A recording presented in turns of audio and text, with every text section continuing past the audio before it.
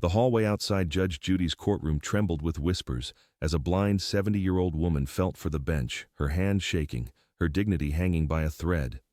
Behind her stood her son, arms crossed, eyes cold, already defending what he had done. But when the doors opened and Judge Judy looked up, something in her expression changed, and the moment the truth began to unfold, the entire courtroom forgot how to breathe. But before we get into it, tell me, where are you watching from? Drop it in the comments and hit subscribe for more shocking courtroom moments.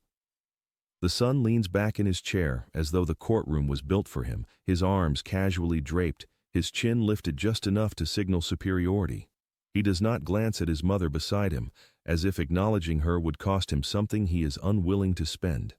The camera settles on the mother first. A blind 70-year-old woman, her fragile hands reaching for the edge of the defendant's table, feeling for space that should have felt familiar but does not. Not anymore. The soft tap of her cane echoes in the quiet, each sound a reminder that she moves through darkness while the world around her pretends not to notice. The son does not help her sit. He barely shifts his foot to make room, eyes fixed on Judge Judy with a smirk that seems practiced, almost rehearsed, a smile worn like armor. Judge Judy watches him for a long, unreadable moment. Her voice slices through the stillness. "Why is your mother standing?" The son shrugs, an effortless, dismissive roll of his shoulders that sends a ripple of discomfort through the room. "I thought she was fine." The mother lowers herself into the chair alone, her movements slow, careful, and heartbreakingly measured. She does not complain. She does not look at him. She simply folds her hands on her lap as if bracing for impact.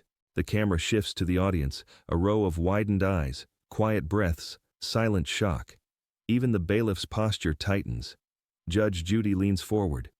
"You did not think she might need assistance? She is blind." His smirk flickers, but only for a moment. "She manages," he says, tapping his fingers on the desk. "She always exaggerates things." The mother lifts her face toward the sound of his voice. "I do not exaggerate," she whispers.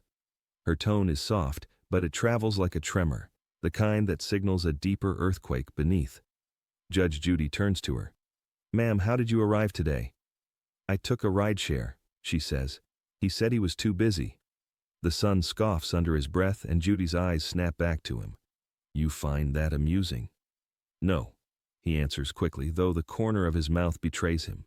The lights in the room feel harsher now, revealing things the son seems desperate to hide.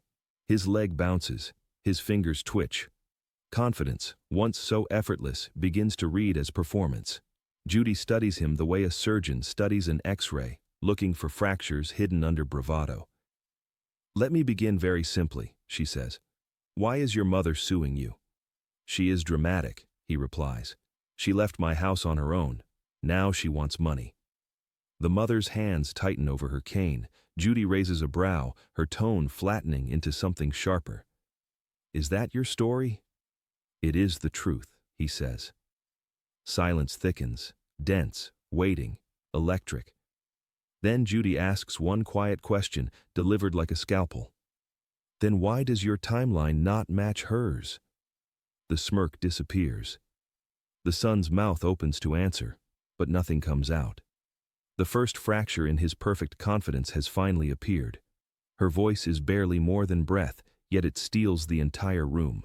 Every ear leans toward her, not out of curiosity, but out of something deeper, the instinct to protect what looks already broken. The camera glides slowly to the mother, catching the delicate tremor in her fingers as she folds them over each other. Her blindness does not diminish her presence. Instead, it amplifies it. The way her chin lifts, unsure of where to aim her gaze, tells the story even before her words do. Judge Judy softens her tone by a fraction. "Ma'am, tell me what happened." The mother swallows. "I lived with my son," she begins, her hands tightening on her cane. "Because I cannot see and I get confused easily when I try to move around alone." The son rolls his eyes so dramatically the audience shifts, as though the motion sends a cold wave across the room. She continues, unaware or unwilling to acknowledge his irritation. "I paid my share, groceries, utilities. I did not want to be a burden. Her voice shakes, but her dignity never slips. I cleaned the house as best as I could, she says. I cooked when I could. I stayed in my room when they had guests. I tried not to be in the way. The camera cuts to the son, arms crossed, foot tapping, as if all of this is an inconvenience to him. Judge Judy notices. Sit still, she snaps. Show some respect. He freezes, jaw tight. The mother exhales, shakily. One day, he told me I had to leave, that I was slowing down his life. She pauses, remembering. He said I made things too complicated. Judy leans forward, eyes narrowing. And did he give you notice? Any written communication? Anything at all? The mother shakes her head gently. No, Your Honor. He told me after dinner, and by morning, my things were at the door. A soft murmur runs through the courtroom, the kind of sound people make when witnessing something quietly cruel. Judge Judy's eyes shift, now sharp with purpose. Where did you go? The mother takes a slow breath, steadying herself. A neighbor let me sleep on her couch. I did not want to call the police. I just hoped he would calm down and let me come home. Her lip trembles, not from fear, but from the profound humiliation of having to say these words aloud. The son scoffs. She makes it sound worse. Judy raises a finger like a warning blade. Do not interrupt her. The mother bows her head, gathering courage from silence. I only want my things back, and what I paid.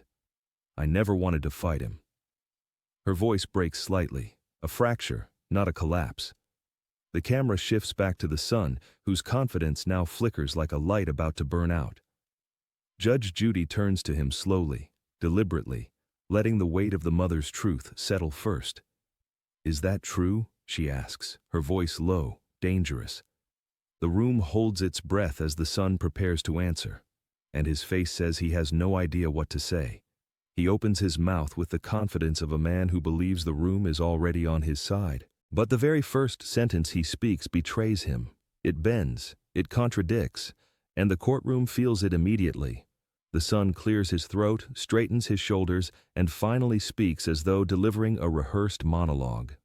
First of all, he says, she chose to leave. She likes drama. That is her thing. A wave of discomfort rolls through the audience, not because of the words, but because of how casually he says them, like he is describing weather, not the eviction of a blind woman. Judge Judy narrows her eyes. Drama? She is 70 years old and blind. What drama could she possibly be seeking? He shrugs, palms up.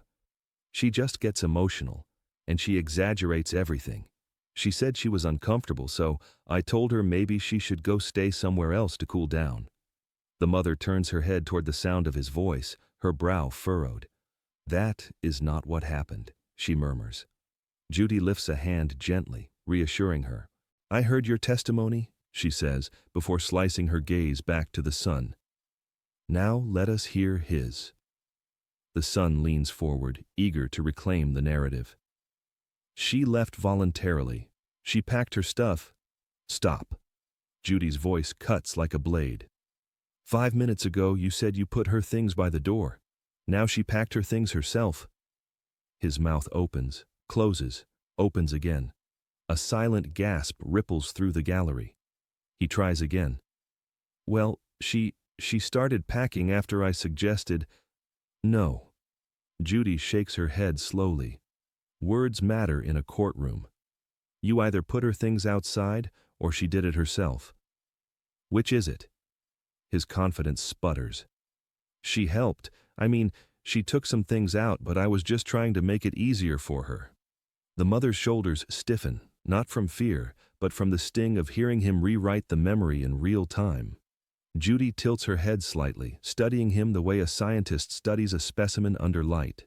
Let me ask you something, she says quietly. If she left on her own, why did she leave crying? He blinks, caught off guard. She gets emotional, that is what I said. You said she left on her own. Judy's voice is soft, almost gentle, yet deadly. Most people do not cry when doing something they want to do. His jaw tightens. His fingers tap the table, faster now, a subtle confession of panic. The judge shifts her attention. Your mother said you gave her no notice, no warning, no written communication. She said she woke up and her belongings were already outside. And I say she knew, he snaps. She knew it was time for her to move on. She just wants to make me look bad. The mother's lips part, wounded. Judy notices. The audience notices. The son does not. He inhales sharply. Besides, he adds, we had an agreement in writing. She knew the rules of staying in my house. The room freezes. Judge Judy straightens. An agreement in writing? She repeats, her tone chilling. He nods quickly. Yes, a written agreement. Judy steeples her fingers. Then bring me the document, she says. And the son, so confident seconds ago, suddenly cannot move. He pats one pocket, then another, each movement faster, more frantic, more revealing. The document he bragged about minutes ago has suddenly vanished. The son's hands flutter across the table like nervous birds, tapping, sorting, pretending. A stack of folded papers, a crumpled receipt, an envelope that clearly contains nothing. He checks them all anyway. The courtroom watches in an uncomfortable silence, the tension thickening like air before a storm. Judge Judy's gaze sharpens. You have 30 seconds, she says, to show me the written agreement you claim exists. His breathing picks up. Not loud, but audible. The mother can hear it. She turns her face toward the sound, her lips trembling, sensing the unraveling she once prayed would never happen. I had it, the son insists. It was right here. My girlfriend put it in this folder. Judy raises a brow, unimpressed. Your girlfriend is not on trial. You are. He swallows hard. I am telling you, she must have misplaced it. The judge snaps her fingers once, a sharp, precise sound that cuts through his excuses like a blade. Stop talking, just find it. He digs again, now pulling out papers with movements too forceful to be confident. A utility bill, a fast food coupon, a notice from his employer, but no signed agreement, no contract, nothing that resembles what he promised. The courtroom murmurs, a soft wave of disbelief and recognition. People know this pattern. The louder the lie, the faster it collapses. Judge Judy leans back in her chair, studying him with the quiet patience of someone who has watched arrogance decay 1,000 times. So, she says coolly, you produced everything except the one document that would help your case. His jaw twitches. I am telling you, I had it. She moved things around or... Judy cuts him off. She is blind. The words land with the weight of a gavel. The audience reacts. The mother exhales, a sound halfway between relief and heartbreak. The son tries again. Maybe it fell out in the car, or maybe it is at home. I had a lot going on. I cannot keep track of everything. You kept track of kicking your mother out, Judy replies. You kept track of placing her belongings outside. You kept track of taking her off utility accounts, but you cannot keep track of a single sheet of paper? His face reddens. His confidence fractures further, cracking like thin ice under weight. And let us talk about your timeline, she adds. Your story changes every time I ask a question. You realize that, yes? He opens his mouth, but no defense comes. Behind him, the mother's hands grip her cane, knuckles pale. She says nothing. She does not need to. Silence is telling the story for her. Judy turns to her clerk. Bring me the file the plaintiff submitted. The son's head snaps up. What file? The mother lifts her chin slightly, aware she cannot see the room, but knowing she has felt this moment coming. Judy places the mother's file on the desk, tapping it once. Perhaps, she says softly, your mother kept better records than you did. The file hits Judge Judy's desk with a dull, heavy thud, and the son flinches as though the truth inside it could bruise him. Judge Judy opens the mother's file with the same care a surgeon gives to an exposed artery. Each page turned is deliberate, unhurried, the soft rustle loud enough to make the son twitch in his seat. She glances at him once. Do not speak until I ask you to. The camera catches the way his knee bounces uncontrollably under the table, the first unmistakable tremor of a man losing control of the story he thought he owned. Judy lifts a page. This, she says, is a change of address confirmation. dated 6 weeks before you claim she left voluntarily. The son stiffens. That is not what it looks like. I only changed it temporarily. Temporarily, Judy echoes, her voice dangerously even. You redirected her mail to your address, without telling her, correct? He swallows. Hard. I thought it would be easier for me to manage things.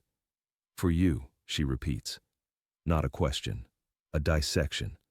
She holds up another document, a utilities transfer authorization, his signature unmistakable. And this one? You removed her name and put yours alone. Did she authorize that? His face reddens, a slow blooming of panic under the fluorescent lights. She said I could handle bills. The mother's voice, soft but steady, breaks through the rising tension. I did not say that, she whispers. I only asked you to read them to me. The room reacts, a collective exhale of disbelief. The son shifts violently in his chair. She does not remember conversations correctly. Judy slams the file shut. The sound echoes like a gavel. Enough. He stops mid-sentence, breath caught like he has run into a wall. Judy's voice lowers, almost gentle, which somehow makes it sharper. You took control of her mail, her accounts, her address, and then you put her out of the home she helped maintain. He opens his mouth, but nothing coherent forms. Emotion and panic collide in his throat, tripping over each other, failing to assemble into excuses. Judy leans forward. Why? She asks. Would a son need this level of control over his blind mother unless he was hiding something? The son's eyes dart. Left, right, anywhere but toward the mother whose face is turned toward the sound of his unraveling. I was just trying to help, he mumbles. No, Judy says quietly. You were trying to manage her. A pause. And you were hoping she would stay quiet about it. The son sinks a little lower in his chair, arrogance deflating into something smaller, more fragile, more exposed. The mother presses a hand against her heart, as though steadying herself against the truth finally spoken aloud. Judy turns the file back toward the clerk. We are not finished. She focuses on the son with razor precision. Tell me, she says, what exactly were you planning to do with her belongings? His face drains of color, the unraveling now unmistakable. He tries to speak, but the words collide in his throat, panic turning his voice into fragments. For the first time, the son looks smaller than the truth surrounding him. The courtroom feels different now, heavier, denser, like every molecule of air has absorbed the weight of what has just been revealed. Judge Judy remains perfectly still, her silence as sharp as any accusation. She watches the son the way one watches a structure about to collapse, not with surprise but with inevitability. I asked you a question, she says quietly. What did you intend to do with your mother's belongings?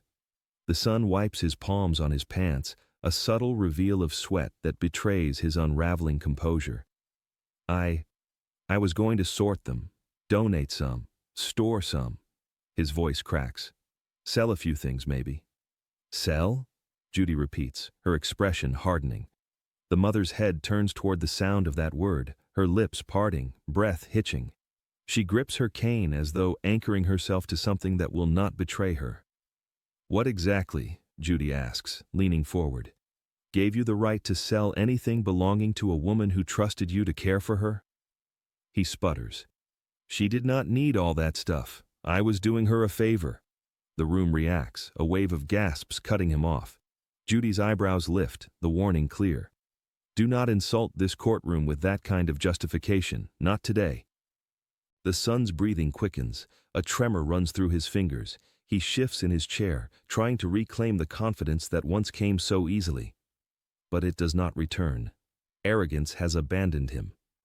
The mother lifts her hand slightly, as if reaching for a sound she needs to confirm. All my things, she whispers, voice trembling. The pictures, my sewing machine, my wedding dress. He looks away, jaw clenching. Her trembling intensifies. Those were memories, only memories. I cannot. Her voice breaks softly. I cannot see anything anymore. Those were all I had.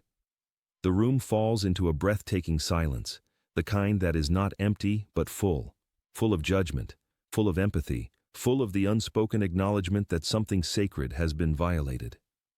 Judy's face softens just enough to show humanity beneath authority. "This is not about clutter," she says, turning to the son. "This is about dignity. Hers, not yours." He finally snaps. "She never appreciates anything I do. She is impossible to live with. She complains. She moves things. She slows everything down." Judy lifts her hand sharply. "Say it plainly," she orders. "Say the truth you have been avoiding." The son glares at the desk, breathing ragged. "She was in my way." The mother's shoulders fold inward, not dramatically, not loudly, just enough to reveal the quiet devastation of hearing your place in someone's life reduced to an inconvenience. Judy's voice drops to a whisper that somehow feels louder than any shout. "Repeat it." His eyes snap to hers. "What? Why?" "Because the truth is a mirror," she says, "and I want you to see yourself in it." His lips tremble. "She was in my way." A heartbeat passes, then another. Judy sits back. "We are nowhere near done." She signals to the clerk. "Prepare the next piece of evidence," she says, "and bring the audio file." The son freezes, because he knows exactly which recording she means. His breathing comes uneven now, short, frantic pulls of air that make the courtroom feel smaller around him. The arrogance he wore like armor is slipping, piece by brittle piece. The clerk crosses the room and hands Judge Judy a small device connected to the sound system. The son's eyes follow it the way prey watches a trap being set, too late to run, too terrified to stay still. Judy nods to the clerk. "Play it." A soft click, then static, and then a voice, the mother's voice, thin, trembling, recorded in a moment when she believed no one else could hear her fear. "Please, please call me back," the recording says. "I do not know what to do. I am outside. I cannot find my way. I just want to come home." The son's shoulders jerk as though the words strike him physically. The audience goes silent, not the typical courtroom hush, but a suffocating, breath-stilling silence that feels like judgment itself. The mother bows her head, unable to see the reactions, but feeling them in every shift of air. Judy lets the recording play unbroken. "I am sorry if I upset you. I did not mean to. Please, I am scared." The son squeezes his eyes shut. When the audio stops, Judy leans forward, elbows on the desk, voice cold enough to freeze the room. "That," she says, "is not a woman who left voluntarily." He stammers. She left the house upset, and she did not want—" "Do not finish that sentence," Judy warns. "Because whatever comes next will be a lie." He grips the edges of the table, knuckles whitening. "You do not understand what it is like. She complains about everything. I cannot do anything right. I needed space." "Space," Judy repeats. "You needed space so badly that you left your blind mother alone in the dark with no way to return home." The mother inhales sharply, shaking. He looks at her, actually looks at her, for the first time since the hearing began. But she does not lift her face. She holds her cane like it is the only thing keeping her upright. Judy picks up the mother's bank statements next. "Let us talk about these withdrawals," she says. "Multiple ATM transactions in your neighborhood, purchases for electronics, restaurant charges, all from her account. Did she authorize those?" "Yes," he blurts too quickly. She gifted me money. She said I deserved it for helping her." The mother's voice rises gently, barely above a whisper. "I did not say that." His head snaps toward her. "She does not remember. That is what I am trying to say. She mixes up conversations. She imagines things." Judy raises a finger. "No, she does not imagine things. You do." The son's facade fractures further, as if a pressure inside him is pushing outward, cracking him from within. The mother's next words finish the damage. "I only gave him money because I thought it would make him visit me more. That maybe he would sit with me a while. I did not know I was paying him to stay." The gallery gasps. Even the bailiff's steady posture falters. Judy closes the file slowly, the soft click of the cover echoing like a verdict delivered too soon. She turns to the clerk again. "Bring in the girlfriend," she says. "We need to clear up a few contradictions." The son's face drains. because the person he blamed earlier is now the one person who can bury him completely. A shaky, breaking voice fills the courtroom, and it is not the one anyone expected to hear again. The room goes still, as if every heartbeat pauses to listen. The clerk presses play, a soft crackle of static. Then the voicemail begins. "Hi, it is me." The mother's voice trembles through the speakers, thinner than tissue, frail enough to tear under the weight of fear. "I am outside. I do not know where you are. I knocked. I called your name. I cannot see anything." The audio magnifies the silence in the courtroom until it feels like the air itself is holding its breath. "I am sorry," the recording continues, her words crumbling under their own weight. "I did not mean to upset you. Please open the door. I only need a little help. I just need to come inside." The son squeezes his eyes shut as if he could unhear what the room has already absorbed. The audience shifts, chairs creaking, bodies leaning, hearts breaking. Even the bailiff, steady as a mountain in every case, looks down at the floor. "And if you do not want me there anymore, please just tell me, but do not leave me here. It is cold, and I cannot find the steps." A soft gasp escapes someone in the gallery. Another wipes a tear. The sound of the mother's pleading transforms the courtroom from a place of procedure into a place of reckoning. When the recording ends, the silence is devastating, not empty, but overflowing with judgment. Judge Judy does not move. She sits with her hands folded, staring at the son with an expression so controlled it borders on furious calm. "That," she says slowly, "is not a woman who left voluntarily. That is abandonment." The son fumbles for words, his voice cracking under the weight of his own choices. She left the house upset. She said she needed—" "Do not finish," Judy warns. "We have heard the truth in her voice, not yours." The mother tilts her face toward the sound of the judge's voice, but it is the son's breathing she listens for. The ragged, guilt-saturated breaths of a man discovering he is no longer protected by his own narrative. Judy lifts the phone the voicemail came from. "Your mother called you 6 times that night," she says. "You answered none of them." The son's face collapses into a grimace of defensiveness and fear. "I was tired. I needed a break." Judy's reply is nearly a whisper. "You needed distance. She needed safety. Only one of you was entitled to it." The mother presses a trembling hand to her chest, the memory raw even now. Judy leans back. "We have reached the point where evidence will either clear you or destroy you." The clerk opens the side door. Footsteps echo. He looks up, and dread drenches his expression. The girlfriend steps inside, eyes lowered, carrying a truth she can no longer protect. Her arrival signals the moment everything tilts. She steps into the room with her hands clasped, eyes lowered, moving like someone walking toward a truth she can no longer outrun. The son stiffens. He already knows her presence is not salvation, it is exposure. The girlfriend stops beside the witness stand, shoulders tight, breath unsteady. The camera lingers on her face, not defiant, not hostile, just frightened. Frightened of the truth she hid, frightened of the man she hid it for. Judge Judy gestures calmly. "State your name, please." Her voice wavers. "My name is Melissa." The son sits up straighter, trying to regain control. "It is fine," he mutters. "Just tell her what happened. Tell her you lost the paper. Tell her—" Judy lifts a hand sharply. "Do not coach her, not here." Melissa's lips tremble. I did not lose anything." The son's jaw snaps shut. A ripple goes through the room, the gallery sensing a fault line cracking open beneath the son's chair. Judy leans forward, her tone precise. "You are saying the written agreement he referenced never existed?" Melissa hesitates, looks at the mother, then at the floor. Finally, she exhales. "No, it never existed. He told me to say that if anyone asked." The son explodes. "What are you doing?" His voice echoes, desperate, cracking at the edges. The bailiff takes a step forward, a silent warning. Judy doesn't flinch. "So he asked you to lie," she says. "Why?" Melissa swallows hard. "He said he needed to make himself look more responsible, for the court, for everyone."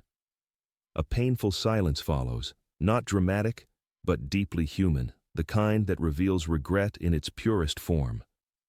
The mother turns her face toward Melissa, her expression unreadable, but her breath unsteady. It is the breath of someone reliving a wound they tried to forget. Judy lifts a page from the mother's file. "This shows a transfer of her utilities and mail to your house," she says. "Did you know about that?" Melissa nods slowly. "He told me it was temporary. He said she was getting clingy, that she needed to learn to be more independent." The mother stiffens, a small, involuntary flinch of pain. "And," Judy says, "the night she was removed from the house, tell me what happened." Melissa closes her eyes. Her voice lowers to a whisper. "He told her she had to leave. He said if she refused, he would call the police." She pauses, breath catching. "And he told me to lock the door behind her." The son slams a fist lightly against the table. "She is lying. She is just mad because we argued last week." Judy's stare freezes him mid-outburst. "You do not get to rewrite her truth, not anymore." Melissa wipes tears from her cheek. "I regret it, every part of it." The courtroom is silent except for her quiet breaths. Judy folds her hands. "What made you come forward today?" Melissa looks at the mother. "She is blind," she whispers, "and she still apologized in that voicemail. I could not live with myself after hearing it." The son's face drains, pale, frantic, cornered. Melissa inhales slowly, gathering courage for one final blow. "Your Honor, there is something else I need to tell you, something he did not want anyone to know about that night." Her next words land like heavy stones dropped into the center of the room, and the ripples reach every corner of the courtroom. Even the son stops breathing. Melissa stands frozen, hands trembling as though the truth itself burns through her palms. The son leans forward, eyes wide, no longer angry, just afraid.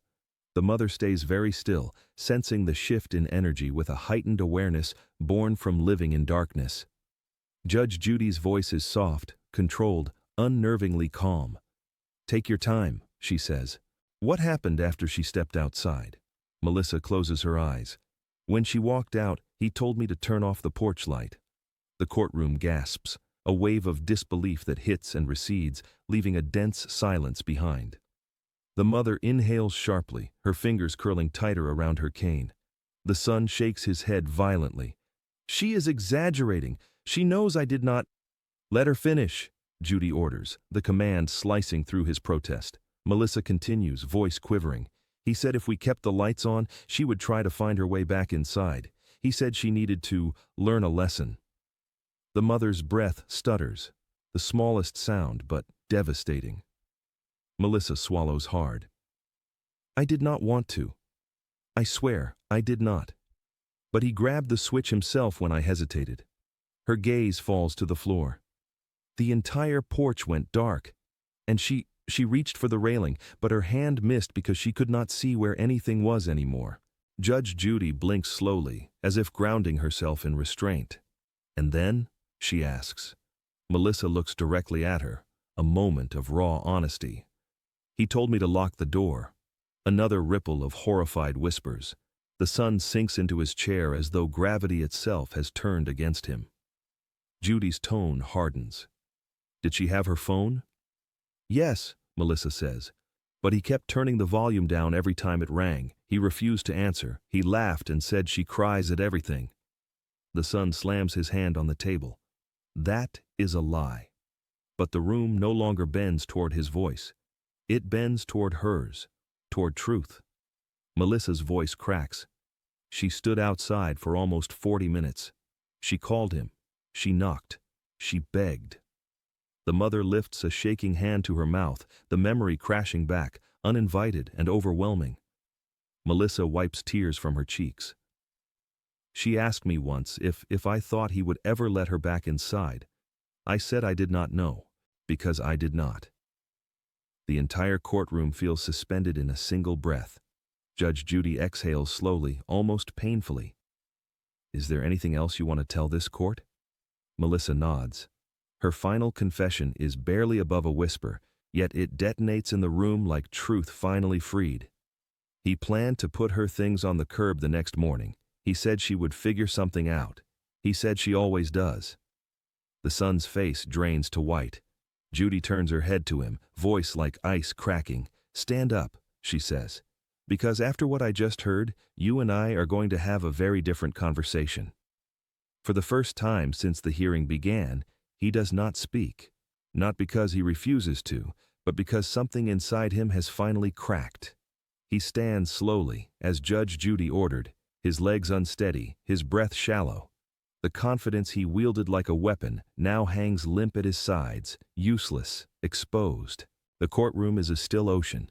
Nothing moves except the faint tremble in his jaw. Judy lets the silence stretch, not cruelly, but with purpose. Silence in this room is where truth is forced to live.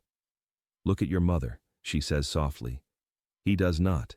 He keeps his eyes fixed on the desk, as though the grain in the wood might swallow him whole. "Look at your mother." Slowly, painfully, he turns. The mother lifts her face toward him, not seeing him, but feeling the shift in the air, the emotional temperature that says he is breaking, finally breaking. Her expression is not anger, it is not revenge, it is something quieter, heavier, a grief that has waited too long to be heard. Judy folds her hands. "You tell me you were overwhelmed," she says, "that you needed space, that she was in your way." He swallows, throat tight. I did not know what else to do." "Yes," Judy says. "You did. You could have asked for help. You could have communicated. Instead, you chose cruelty dressed as convenience."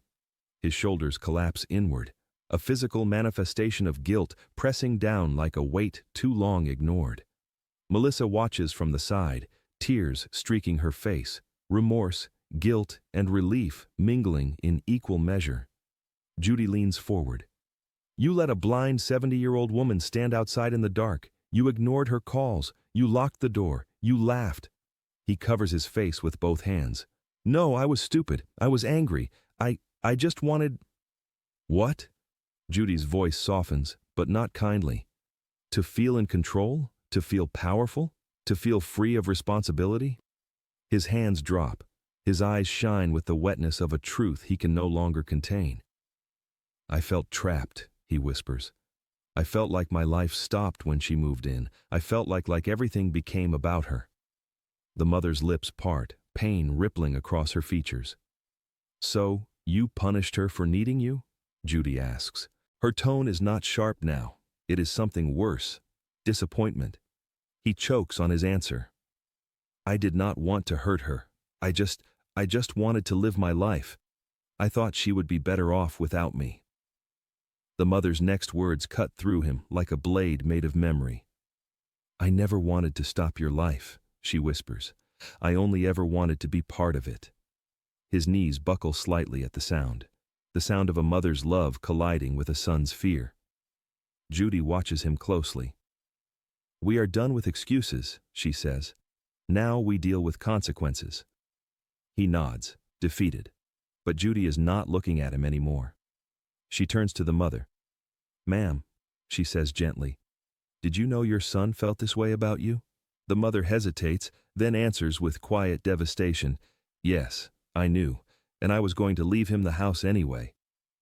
The courtroom freezes. The son's breath stops. Judy's eyes widen, and the mother adds with heartbreaking clarity, "I'm not sure I will anymore." Her revelation hangs in the air like a suspended tear, one small drop capable of altering the entire shape of the room when it falls. And the son, once unshakable, looks as though the floor beneath him has just disappeared. Judge Judy does not speak right away. She lets the weight of the mother's confession settle into the silence, lets it carve into the son's shrinking posture, lets it breathe long enough for the courtroom to comprehend its magnitude. The mother folds her hands tightly on her lap, fingertips trembling. "I was going to leave him the house," she repeats softly, as if the echo alone might help her understand how everything went so wrong. "I thought it would make his life easier. I wanted to give him something solid, something mine." The son wipes at his face, ashamed, confused, and suddenly exposed in a way no courtroom testimony ever prepared him for. He sinks back down into his seat as though gravity has doubled its pull. Judge Judy leans forward, elbows on the bench, her tone shifting, not gentler but more deliberate.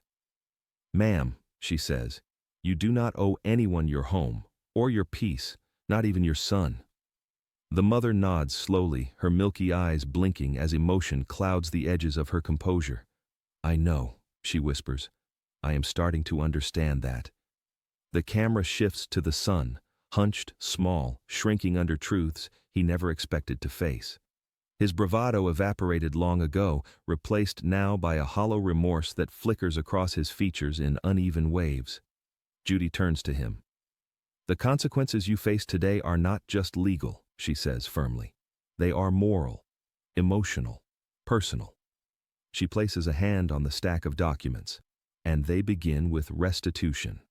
He nods weakly, eyes downcast. "You will return every one of her belongings," she continues, "and anything missing, damaged, or sold will be replaced at your expense." He nods again. "You will reimburse her for the nights she was forced to sleep elsewhere," she adds, her voice sharpening, "and for any emotional and logistical harm caused by your actions." This time he opens his mouth, not to argue, but to plead. I will," he says. "I will do whatever she wants, I swear." The mother shifts slightly, her voice quiet but steady. "I do not want revenge," she says. "I want dignity, and I want him to understand what he did." A murmur of empathy ripples through the audience. Judy softens, just enough to let humanity show beneath the authority. "You are entitled to that," she says, "and he will understand, because I am not finished." The son looks up, startled.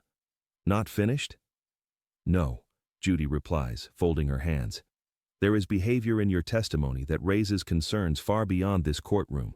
You redirected her mail. You transferred her utilities. You exercised control over her finances." He swallows hard, fear returning with a vengeance. The judge's gaze sharpens. "I have a responsibility to ensure that does not continue." She turns to the clerk. "Prepare the documents," she says. "There is another action this court must take, one your son is not going to like."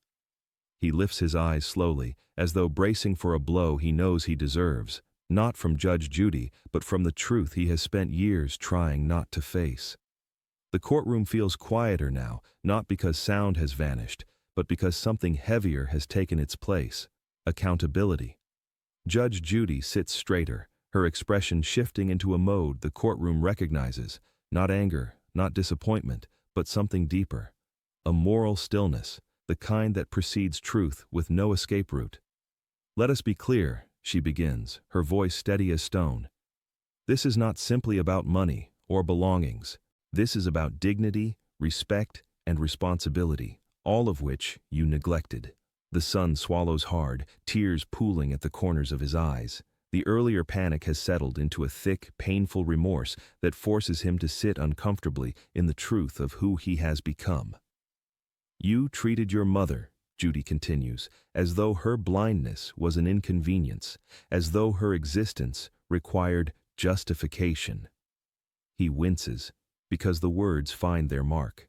The mother sits perfectly still, her fingers laced together, her chin slightly lifted toward the judge's voice. Though she cannot see the courtroom, she can feel every shift in tone, every tremor in her son's breath. Melissa watches from the witness stand, guilt etched into her expression. Her involvement was cowardly, but her honesty today is brave. Judy's voice softens, making it somehow sharper. "Your mother did not ask for grand gestures. She asked for safety, for kindness, for the comfort of not being abandoned in the dark." His eyes close, and a tear slips down his cheek, the kind that comes not from sadness but from recognition. The mother speaks next, her voice quiet but unwavering. "I did not want to take anything from him," she says. "I wanted him to feel supported, not burdened. I wanted to be loved." Her words land like soft blows, gentle but devastating. The son turns toward her, his voice barely intact. I'm sorry," he whispers. "I was overwhelmed. I let my frustration turn into cruelty. I did not mean to hurt you. I was wrong." The gallery is silent, watching a man finally dismantle the armor he clung to for years. Judy nods slightly, acknowledging the apology without letting it absolve him. Growth begins with truth, she says. But truth alone is not enough. You must change your behavior, because your mother deserves better than a son who only understands her value when he is facing consequences. He nods, wiping his face, his shame now front-facing, no longer hidden behind excuses. Judy turns to Melissa. You bear responsibility too, she says. But you showed integrity by coming forward. That counts for something. Melissa nods gratefully, though tears spill down her cheeks anyway. The mother inhales tremblingly, not shattered, but stronger somehow, for having finally spoken her truth aloud. Judy straightens the documents before her. I am ready to rule, she says. But before I do, there is something important I want both of you to hear. She closes the file with deliberate calm. Because what comes next, she says, is not just a verdict. It is a lesson neither of you will forget. The courtroom leans in without meaning to, not because a verdict is coming, but because everyone senses Judge Judy is about to speak from a place deeper than the bench. Judge Judy closes the file gently, almost reverently, as though the story within it deserves respect, even if the actions it contains do not. Her eyes lift slowly, steadying on the son first, not with anger, but with a piercing, measured disappointment that seems to reach past the surface and into the history behind his behavior. When I look at you, she begins, voice low and deliberate, I do not see a monster. I see a man who thought avoiding responsibility was easier than living with compassion. The son's chin trembles. He looks down, the shame now a visible weight pressing into his spine. But easier, she continues, is not the same as right, and it is certainly not the same as just. She shifts her attention to the mother, whose face tilts toward the sound with the gentle, instinctive openness of someone who has spent a lifetime navigating the world by tone alone. You are a patient woman, Judy says, a forgiving woman, a woman who deserved far better treatment than what you received. The mother's lips tighten, her breath hitching in a silent acknowledgement of pain finally being honored. Judy turns back to the son. You forgot something essential, she says. You forgot that elderly people do not become children. They become treasures. They carry stories, memories, wisdom. And when life takes something from them, vision, mobility, independence, it becomes our privilege, not our burden, to step in and carry what they can't. Her words land like slow, precise blows, not violent, but transformative. The son wipes his eyes, trying to steady himself. You treated your mother's vulnerability as though it were an inconvenience, Judy goes on. You wielded her disability as a justification for cruelty instead of using your ability as an opportunity for compassion. Melissa looks down, tears slipping onto clasped hands. Even the bailiff's stern posture softens a fraction, the moral gravity of the room undeniable. And let me tell you something important, Judy says, leaning forward. In my courtroom, we do not measure a person by how they treat those above them. We measure them by how they treat those who depend on them. The son's breath shudders, a sound caught between sorrow and realization. Judy's voice lowers, intentionally slower, as though ensuring each word sinks deep enough to leave an imprint that cannot fade. You wanted freedom. But freedom built on the suffering of someone who once carried you in her arms is not freedom at all. It is cowardice. A ripple of emotion moves through the gallery, heads bowing, eyes misting.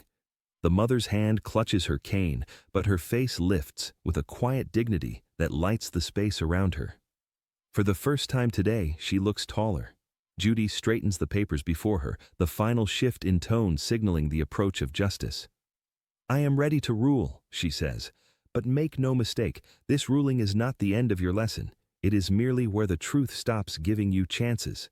She lifts the file. Here is how this ends. The room holds its breath, suspended on the edge of consequences, long overdue. The gavel rests in Judge Judy's hand, but she doesn't lift it yet. Instead, she studies the son, really studies him, as if weighing not just a ruling, but the man he will choose to become after today, The son sits trembling, his shoulders rounded inward, grief and shame settling over him like a heavy winter coat. His earlier smugness is gone. His arrogance is gone. What remains is a man seeing himself clearly for the first time and barely able to withstand the sight. Judge Judy inhales slowly, grounding the courtroom with a calm that feels sacred. "This," she says, tapping the file gently, "is not only a case, it is a reminder that justice does not arrive when we want it, but when we need it." She turns to the mother. "Ma'am, you will receive full reimbursement for the nights you were displaced. You will be compensated for the emotional and logistical harm done to you. And all of your belongings, every picture, every keepsake, every piece of your life, will be returned in the condition they were taken." The mother nods, lips quivering. "Thank you," she whispers, voice thin but steady. It is not triumph. It is not victory. It is relief, long overdue and hard won. Judy then shifts her attention back to the son, whose eyes have finally lifted, though they shine with humiliation and a fragile desperation for forgiveness. "You," she says, "will pay for the storage costs, the replacement of anything missing or discarded, and the full value of what you attempted to take from her. This is non-negotiable." He nods, not arguing, not daring to. His voice is barely audible. "I understand." "No," Judy replies softly. "You are beginning to understand, but you are not finished yet." She sets the file aside and folds her hands. "You redirected her mail. You manipulated her accounts. You asserted control in a way that crossed legal and ethical boundaries. For that reason, I am referring portions of this case to Adult Protective Services. Your conduct requires oversight." The son inhales sharply, not in anger, but in fear. Not of punishment, but of the truth finally being named. The mother reaches for her cane, grounding herself. She does not smile. She does not glance toward him. Her silence is the boundary she has waited years to draw. Judge Judy softens her tone, not for him, but for the dignity of the moment. "Listen to me," she says. "You are not beyond redemption. But redemption does not come from apologies alone. It comes from change. Consistent, difficult change. Your mother deserved loyalty. You gave her neglect. If you want any relationship with her after today, you will earn it, not demand it." The son's tears break free, quiet and uncontrolled.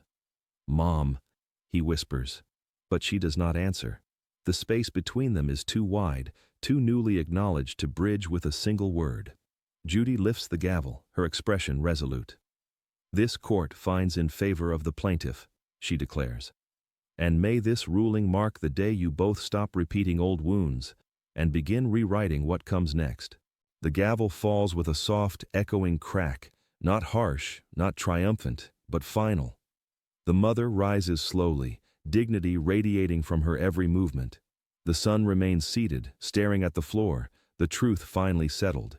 Because arrogance always collapses when justice stands tall.